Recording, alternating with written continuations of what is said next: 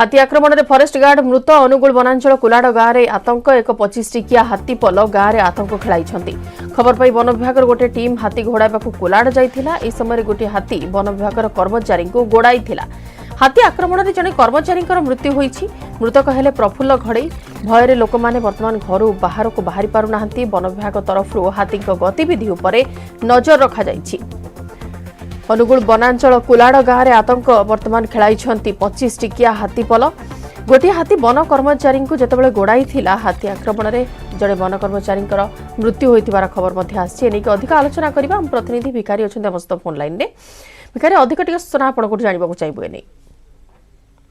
देखो गत काली राति प्राय 25 रु 30 हाथी नाल्को जो स्मेल्टर कारखाना रही कारखाना मात्र 100 मीटर दूर गोटे कुलाड़ गाँव रही जो 55 नंबर जातीय राजपथ रही पेट्रोल टांकी रही से पाखे 25 रु 30 हाथी वितरण करते।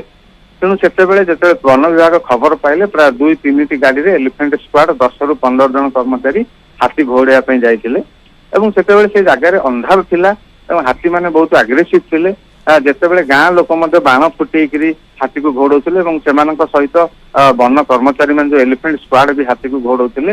हाथी प्रतिशोध परायण होकर आक्रमण करने घोड़े जो एलिफेंट स्क्वाड जो मानते रक्षा पाइबापी भय दौड़ी पड़ा बेले जे कि शरत घड़ई सी तले पड़ जाते शरत घड़ई को तले पड़ा पर हाथी सुंदर टेकी नहीं कचाड़ी घटनास्थल भी मृत्यु होता।